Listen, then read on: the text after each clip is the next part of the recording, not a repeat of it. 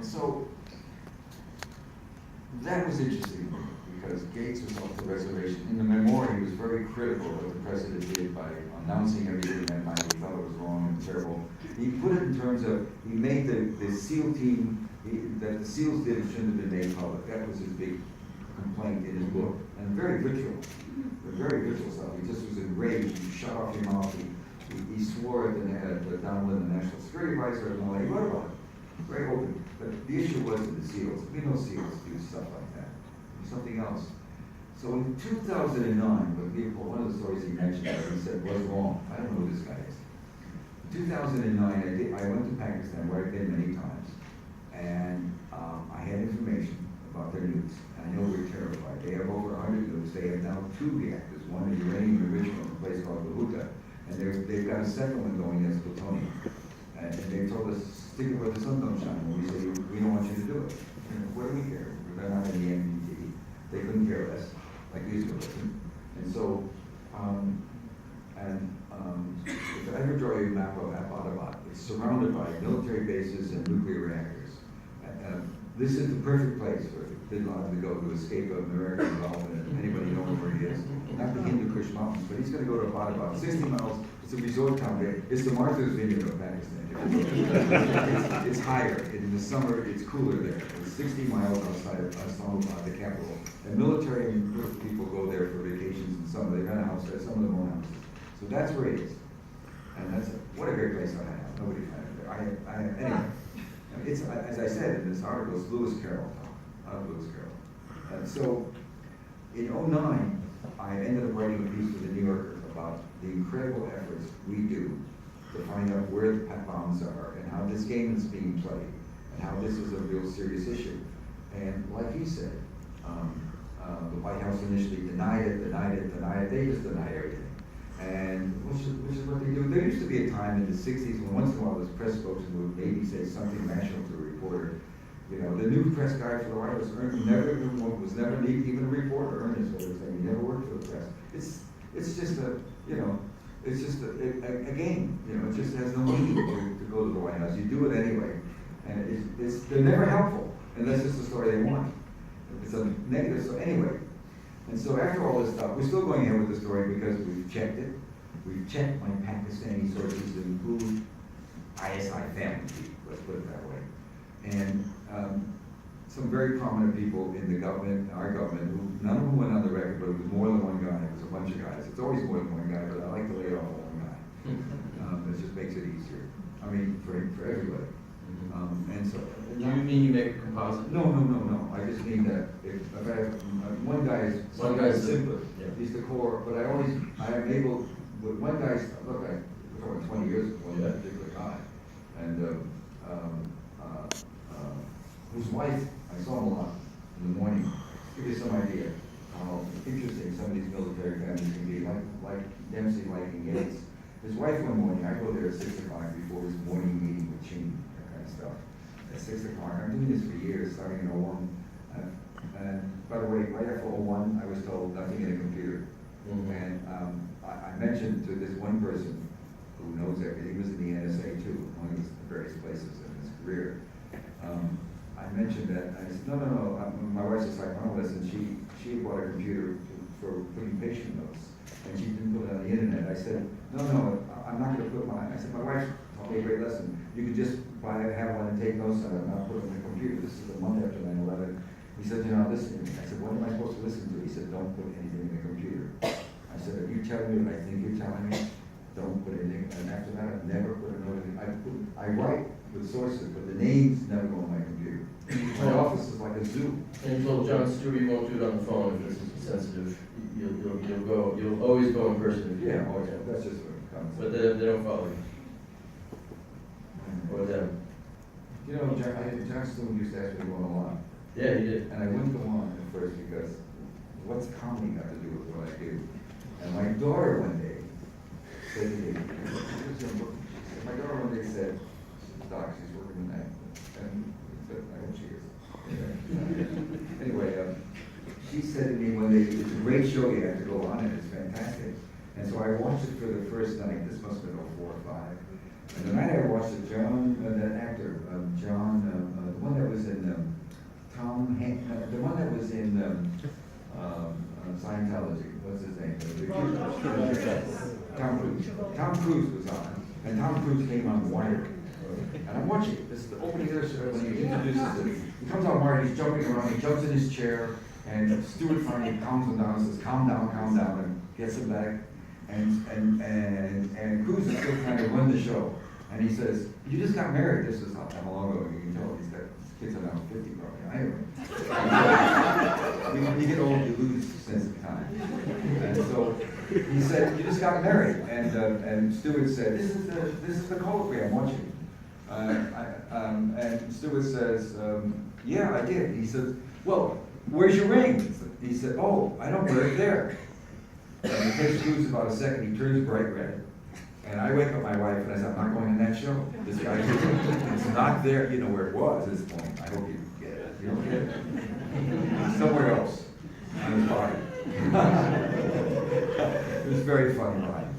It was smutty and just stopped the kid dead. That was the end of it for Cruise. No one buys that stuff. Anyway, so here's the story they all denied in 09 about all the stuff we're doing on the bomb, all this inside crap about the bomb. I mentioned the bomb because that's the core element of Pakistan. We're always worried that there's a bomb out of the count. They tell us, don't worry, trust us. As somebody once put it to me, that they left a couple bombs in the tall grass along the runway. You know, just to keep a couple, just in case, if the Americans want to come and knock out our bombs in case we want to attack India. Let's just have a few we could use anyway. And so they denied it to the night, and 2 nights before the story closed. The story closed on a Friday, Saturday. This is Thursday night. It's already closed by now. We go to press Friday night in New York. Remnick. And Remnick and I disagree about politics, disagree about Obama, but he's a great leader. And to my horror, when I stopped writing for it, the magazine did not disappear.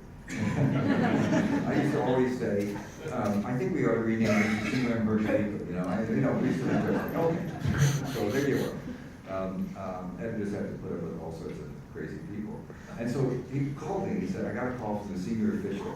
He didn't tell me who, but I think it was the Pentagon, somebody we all knew. And he said, if the story, we would share the story. The New Yorker is good that way, shares it. Even the London Review, the checkers let the White House know what's going on.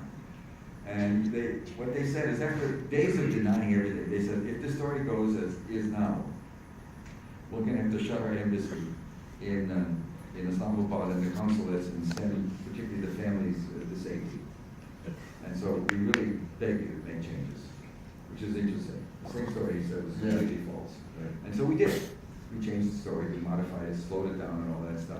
Okay, so 9/11 happens. I get a tip that there's something going on. I have some people in Pakistan, obviously, because I've been writing about the bomb, inside stuff about the bomb, and their distrust of us.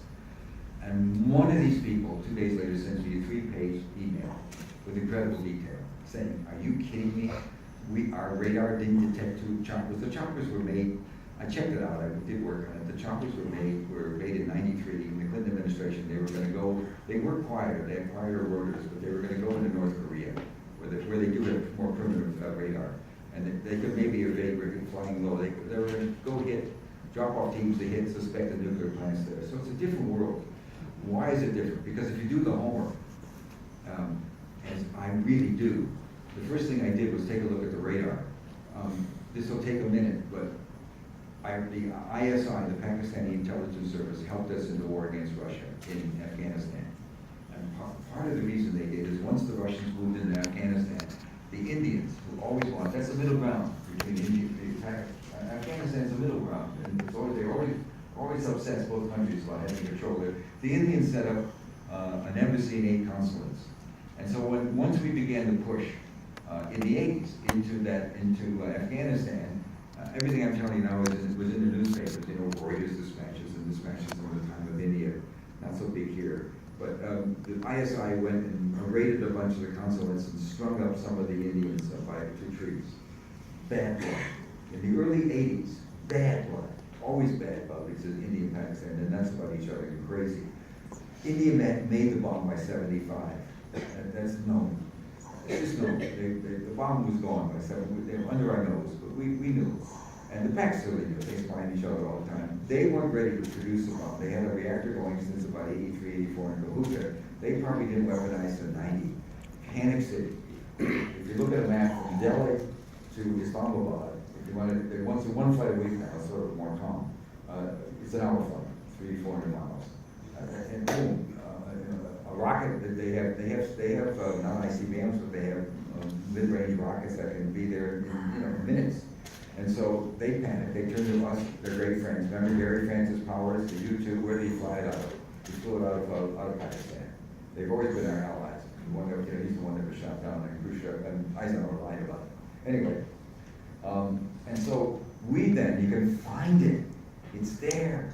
Raytheon was the main contractor. When I stopped looking, it was $900 million for what they call an audible 3D radar system. Top of the art, state of the art. No way. By the way, I did learn a lot more afterwards. The only way that audible means you can't erase an image. The image is there forever. You can't delete. So I learned later that the only way they could actually claim they didn't track it is they turned it off. We told them to turn it off. That's the only way they could track it. By the way, they forgot to tell civilian aviation. There's a lot of commercial aviation, 13 airports for commercial use. They still tracked it because they forgot to turn off the civilian stuff. That's another story. That's the way it is, bureaucracy. Anyway, and so the story that they came in, they avoided detection is, come on. So, and also my Pakistani friends are saying, are you kidding? The two generals in charge, a guy named Pasha who ran the ISA and a guy named Kiani who ran the army, who we gave everything to. You want a new armored car, you want a helicopter, Kiani loved golf, you want to play with Jack Nicklaus in Columbus, Ohio, where he lives, we'll set up a match with you or a game with you. We're doing all that stuff for these guys because the bomb. We wanted comedy with those people. And so I then go to my American friends who say, one knows, he said, give me a couple days. I've already been down to Denver. Denver is where the SEALs were. Because they're in a panic. They've been out there. The SEALs have been out there. Obama that night. The game was there was a walk-in. He wanted 25 million was the prize for information about it. He was a colonel in the Pakistani military, not ISI, passed over for general, I assume that's the guy maybe. He went and saw our station chief, a guy named Jonathan Bank, who happens to be a high-end guy, the CIA Harvard grad. The CIA doesn't get that many really high-end guys anymore. It's more, I don't know why, it's just not as good, at least in my impression. And so he's really quite a competent guy, and he handled it beautifully. Walk-ins are full of crap, they're liars, but he had information. And it turned out, we were madder than hell with these two generals. We give them all this stuff. Turned out the Saudis had paid the generals a lot of money not to tell us. They didn't want us to get to Bin Laden. I don't know what Bin Laden would have told us. He was very ill. The SEALs told their colleagues, I never talked to one who was on a mission, but I talked to people who talked to them, and I also talked to people who read all the reports that they gave. He was basically a walking dead man. All that stuff about people in front of them, that was invented the first few days, and recanted it right away. But the White House controlled the story once they killed him. And so the story was, that night, a chopper crashed, big explosion, no police, no fire department. I mean, come on. It's a city, a high-end city with a lot of very rich people there. And in the summers and all the time, very good police department, very good fire department, on the ball. They didn't show up at all for hours after we left because they were told not to. So it was all done. And so then my American friends say almost the same thing I got from the ISI. So I'm really in business. I got from Pakistan. And the enmity was about Gates they wanted to do the courier story. Why did you do the courier story? Why do you say couriers did it? They found Bin Laden. Because you protect the walk-in. He's the Holy Grail. And if a bunch of people are tracking couriers, and if you ever look at the Senate Intelligence torture report that came out a couple years ago, it was a 6,000-page report, only 500 pages were left in, the rest was censored. There's a long section on couriers that they left in because they couldn't do much with couriers. If you read it closely, obviously I did. If you read it closely, you couldn't do much, they couldn't get the names right. And why you wanted that night, the big fight that drove Gates crazy. First of all, Gates thought we were supposed to tell the world that Bin Laden was found a week later in the Hindu Kush in a drone strike. That way, Pasha and Kiani, who had to go along with this, you have to remember, the jihadists, it's a Muslim, strong religious country. The hoi polloi there love bin Laden. I can't say what percentage, 40%, 30%, a huge percentage adored him. And if they'd known that the Pakistanis, if the ISI had known he was there, and then let us kill him, would have been hell to pay. So their option was, after we went that night, you know, the argument was the chopper crash. It wasn't about the chopper. It was about a fight about maybe Gates, who knows? The political guys are telling the president Gates might go, we had to go, and the president said it's re-election, we can't wait a week. So what are you doing? You're screwing the two guys that have the bomb. That's what got me the most. That's what got me. The other thing was, they just did it on the fly, and everything they told was just, there's something called operational upset. And they didn't think it through. They just invented a story.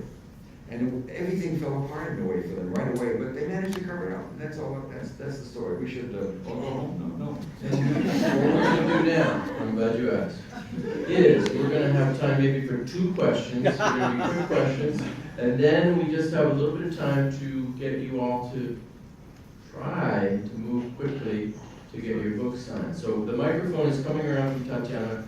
2 quick questions. If you want to quickly ask a question when you're signing the book, which you buy in the back from Community Books, line up along the back.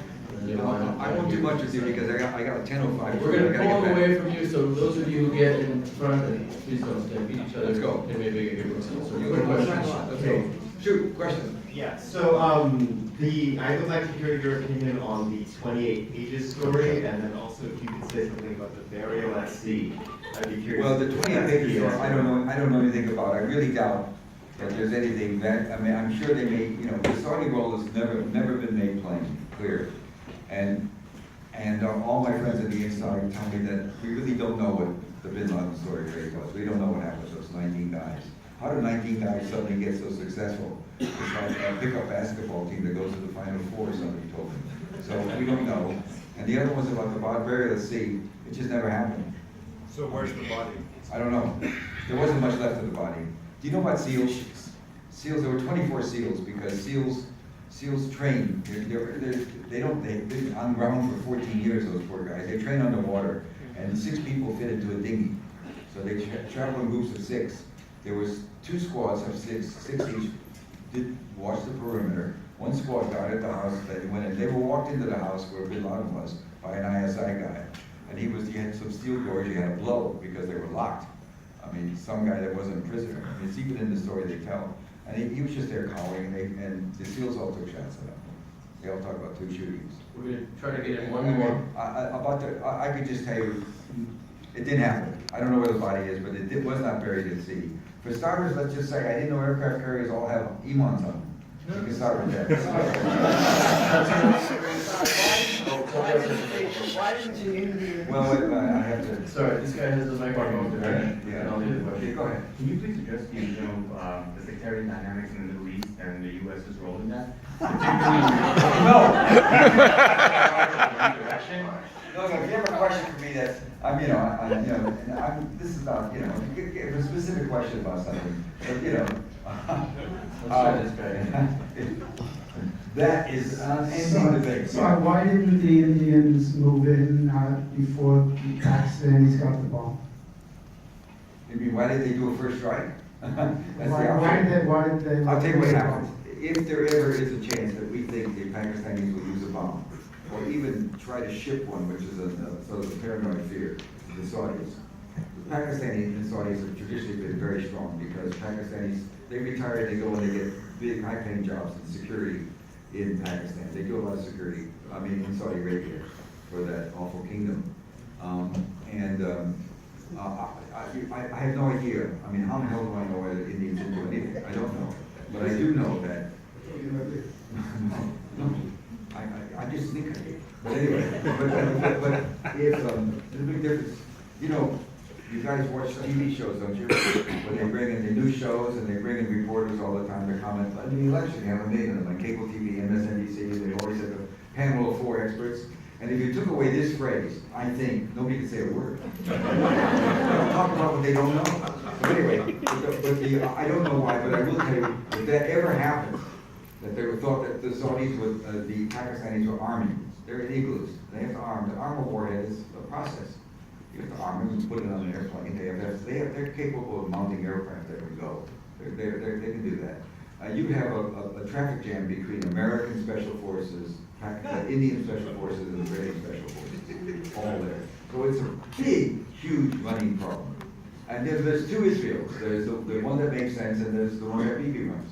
I'm gonna step in. We We're gotta gonna go. do two things. No, I think we have a little bit of time to do some signing. Do you guys mind if we don't finish the signing, but some of you will get signed? or I'll is go that back and fair? sign. I gotta leave at 9:15 or Fairly if I fine. miss my. So let's if I miss thank him my for train, your. I'll go.